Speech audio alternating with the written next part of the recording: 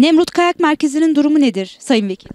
Evet, kayak merkezi ile ilgili geçen hafta Kayak Federasyon Başkanımızla görüştük. Ali Oto'yla telefonla görüştüm.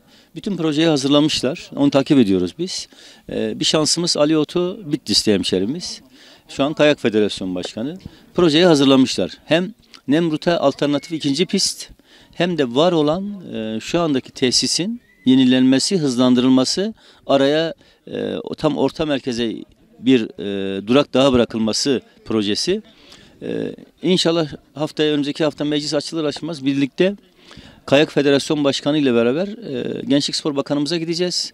Ödenekle ilgili projemizi sunacağız ve bu sene en azından ikinci pist olmazsa bile var olan tesisin yenilenmesi, hızlandırılması ve önüne rüzgarlıkla ilgili bir çalışma yapılması ile ilgili görüşmemizi yapacağız. İnşallah bu sene onu kazandıracağız. İşletmeci arkadaşımıza da ben geçen hafta görüştüm. Onunla da tesisin su problemini halledecekler ve inşallah bu kışın bizler hep beraber orada kayacağız inşallah. İnşallah efendim. Çünkü sanırım teşekkür ederiz efendim.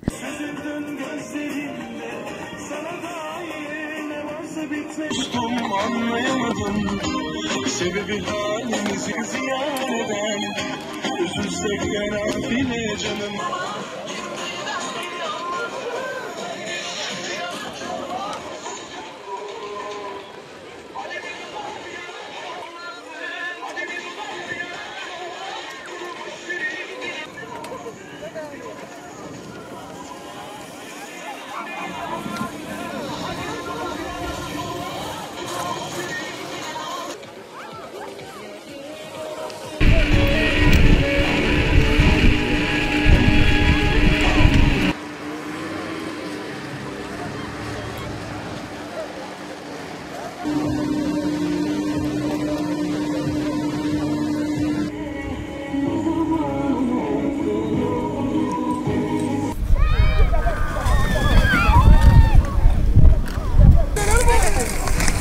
Niye ben burada biz kara biraz ileri?